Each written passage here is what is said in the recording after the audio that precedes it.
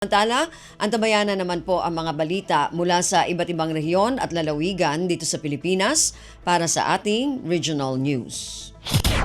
Balita mula sa lalawigan sa bawat rehiyon ng ating bayan.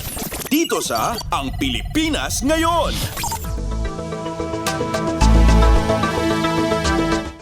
Dumako na tayo sa ating regional news. Unahin natin ang mga balita mula sa rehiyon ng Luzon.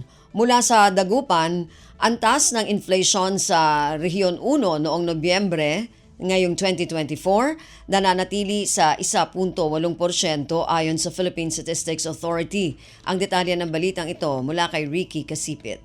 Impasabi, Philippine Statistics Authority Regional Statistical Service Office 1 o PSA-RSSO 1 yasay inflation rate at Rehiyon 1 at nansan siya at 1.8% ng Nobyembre 2024.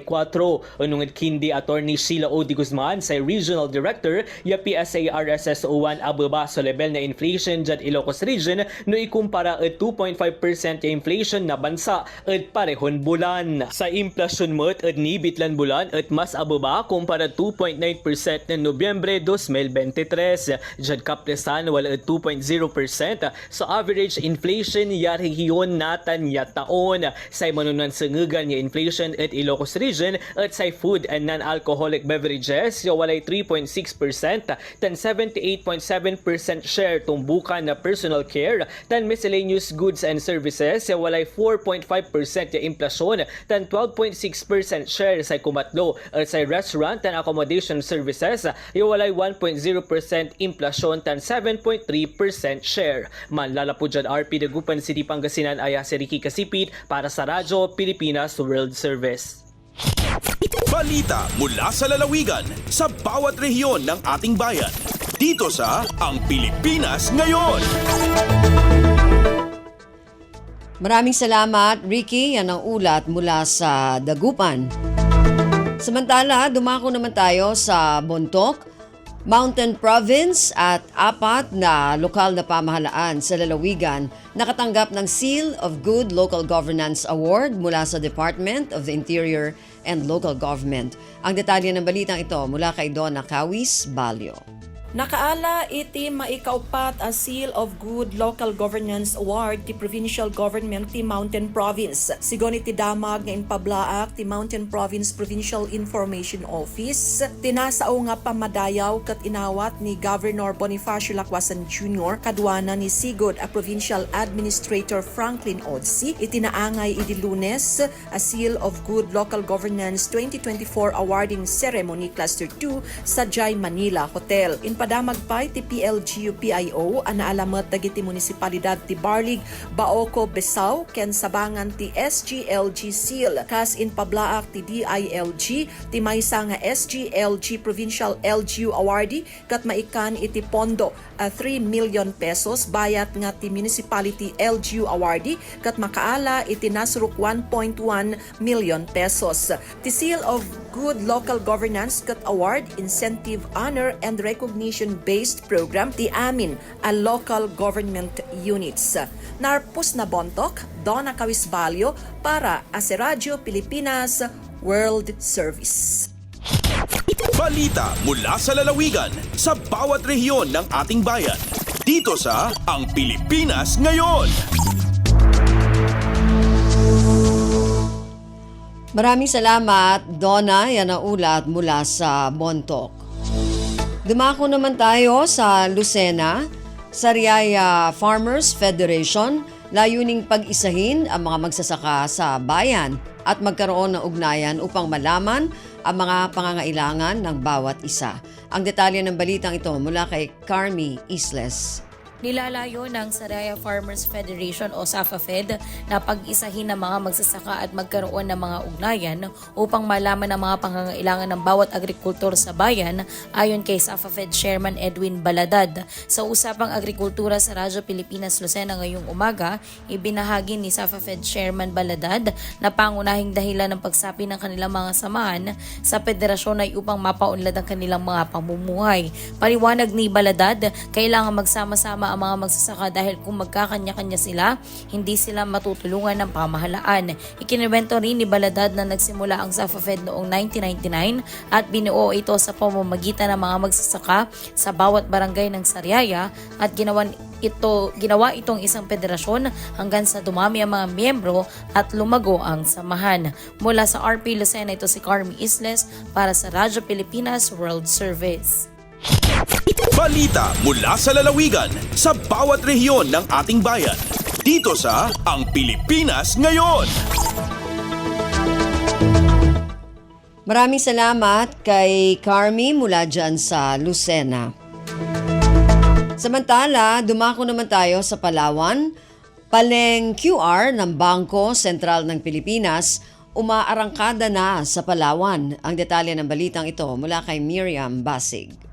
30 ka-munisipyo sa probinsyang Palawan ang midjandeng Paleng QR, isarang programa ang Bangko Sentral ng Pilipinas ig Department of Inter and Local Government o DILG para sa cashless payment sa palengke, lokal nga transportasyon katabi din ng tricycle. Sigon kay BSP Puerto Princesa Palawan Manager Evelyn Tanagon, pagkatapos sa Puerto Princesa datong bulan ng Hulyo, ingda sundang ilunsar dading uring Domingo ang Nobyembre ang sa munisipyo ang naraig Brooks Point sa timog ang probinsya. Dailang mi kasugwan ang DILG sa pagdason ang mga LGU sa pagkatiner ipaling QR, agaman tinadon lamang ang BSP Puerto Princesa sa andang ipapangabay para sa paglulunsaran sa andang mga munisipyo matapos nga maitsuron ang mga namiminister. Ing sambit da i-manager Tanagon nga agapadayon andang information caravan ing ang piso caravan nga ang pang 41 para sa dagong 2024 ay buboton sa madason nga Domingo. Aga paalbaradya sa tanan nga mag-amblig kontra panduloko o fraud, scams, tangad kadingan sa pagsulong ang technology ay aga-level up da makuntana ang burotan ng mga agapanloko kabilang ang phishing, spoofing, jackpotting, text scams, igmatamapang iba. Alindigi sa Puerto Princesa, Palawan, Miriam Tejada Basig para sa Radyo Pilipinas World Service. Balita mula sa lalawigan sa bawat rehiyon ng ating bayan. Dito sa Ang Pilipinas Ngayon.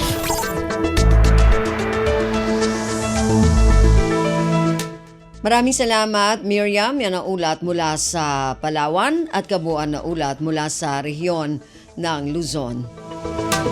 Dumako naman tayo sa rehiyon ng Kabisayaan mula sa Calbayog, Department of Public Works and Highways sa Samar. Natapos na ang konstruksyon ng mahigit 40 milyong pisong halaga na flood control structure. Ang detalye ng balitang ito mula kay Suzette Pretencio.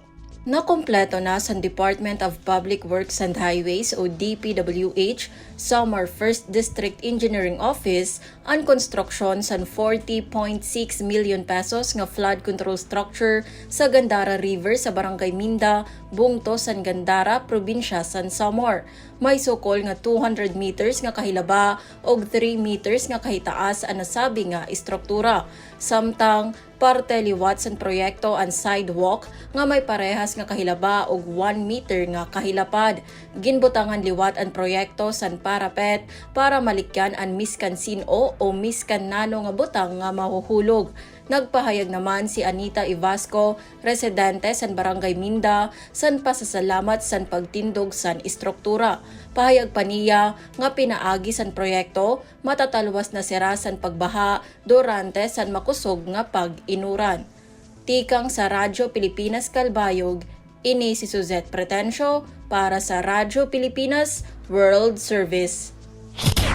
Balita mula sa lalawigan sa bawat rehiyon ng ating bayan. Dito sa Ang Pilipinas Ngayon. Maraming salamat, Suzette. Yan ang ulat mula sa Calbayog at kabuuan na ulat mula sa rehiyon ng Kabisayaan. Samantala, dumako naman tayo sa rehiyon ng Mindanao. Isang Fisher Folk Association sa Surigao del Sur nakatanggap ng isang commercial fishing vessel mula sa Bureau of Fisheries and Aquatic Resources o BIFAR. Ang balitang ito mula Tandag sa pamamagitan ni Raymond Aplaya. Usa ka commercial fishing vessel ang giturnover sa Bureau of Fisheries and Aquatic Resources o BIFAR Central Office ngadto sa usa ka Fisher Folk Association dinhi sa Surigao del Sur.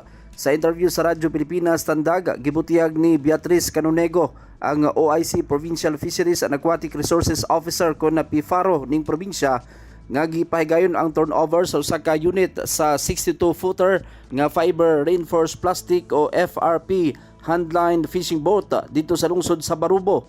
Sumala pa nga gi-turnover kini ngadto sa nahimong benepisyaryo nga mao ang Wakat Barubo Commercial Fishing Association.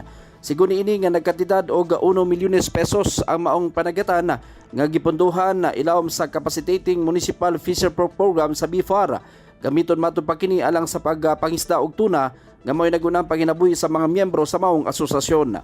Gikan sa Radyo Pilipinas Tandag, kini sa Raymond Aplaya, alang sa Radyo Pilipinas World Service. Balita mula sa lalawigan sa bawat rehiyon ng ating bayan. Dito sa Ang Pilipinas Ngayon. Maraming salamat, Raymond, na naulat mula sa Tandag. Samantala, dumako naman tayo sa Hulo, Bureau of Fire Protection Hulo.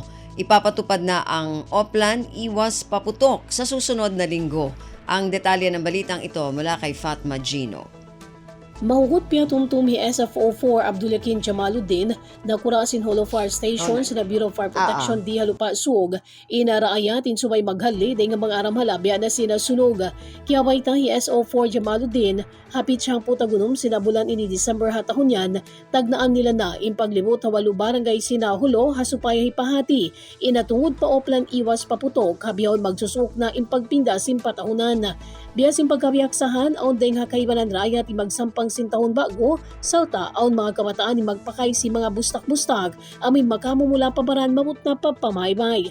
Launghay ni kaunahan ng paghali deng hawakto pawakto hasupay malapas imbaran mamut na patao haway iman pangalta deng ha aram halabya na sinsunog. Siabot niya in kamawmuhan magkahinang sabab sinasunog in pagpasada pag-usal si mga panyapya pakayan korinti. Hanggang launghay ni suway igon in katansya charge panyap at awa kahibaba in cut out ba gumig deng haway kasabab way roon susuna unahan haulihan katan. Deng ha RP Holo ini Fatma Diligino para sa Radyo Pilipinas World Service. Balita mula sa lalawigan sa bawat rehiyon ng ating bayan. Dito sa Ang Pilipinas Ngayon.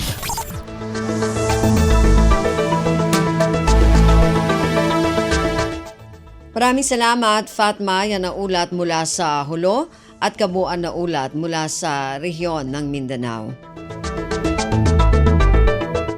Narinig po ninyo ang ating regional news para sa araw na ito. Kalipunan ng mga balita mula sa iba't ibang rehiyon at lalawigan dito sa Pilipinas.